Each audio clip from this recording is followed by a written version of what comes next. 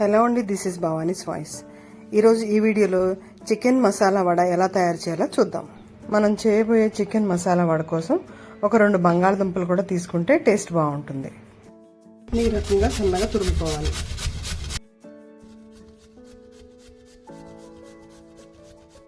ఇందులో ఇప్పుడు మనం తురుముకున్నాం కదా, ఈ తురుమంతా వేసేసేయాలి.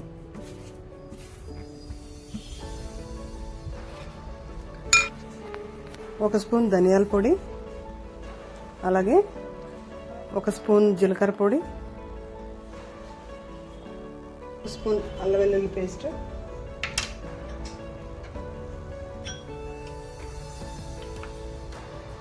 కారం,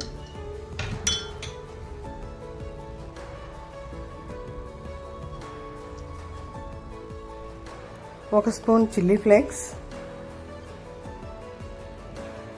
సన్నగా తరిగి పెట్టుకున్న కొత్తిమీర 1 కప్పు, 2 టేబుల్ స్పూన్స్ మైదా పిండి,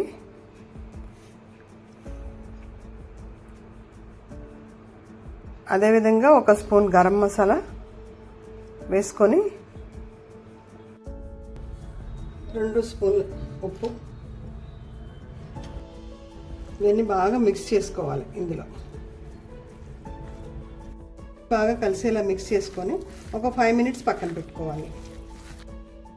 ఈ రకంగా బాగా కలుపుకోవాలి.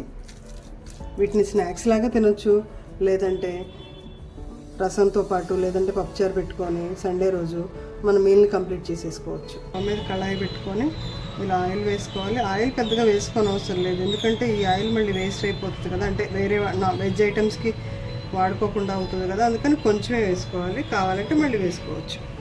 ఇప్పుడు ఆయిల్ వేడెక్కింది.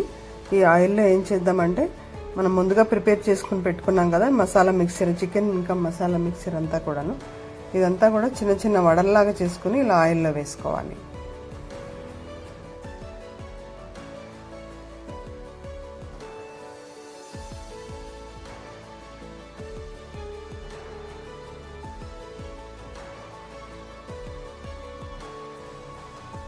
ఎప్పుడు ఒకే రకంగా కాకుండా ఇలాగ చేసుకుని కూడా తినవచ్చు. పప్పు చేస్తాం మనం తింటే చాలా బాగుంటుంది.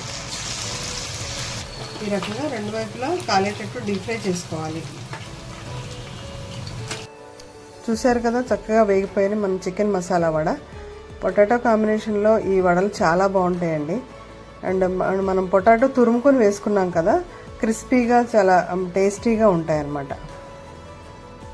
సండే రోజు పప్పుచారు కాంబినేషన్లో చికెన్ మసాలా వడతో తినేస్తూ ఉంటాము, కానీ ఈరోజు ఈవినింగ్ స్నాక్స్ కోసం పిల్లలకి టమాటా కెచప్తో వడ్డించేస్తున్నాను. కాసేపట్లో చేసుకునే మన చికెన్ మసాలా వడ రెడీ అయిపోయింది. ఈ వీడియో నచ్చినట్లయితే సబ్స్క్రైబ్ చేసుకోండి, లైక్ చేసి షేర్ చేయడం మర్చిపోకండి.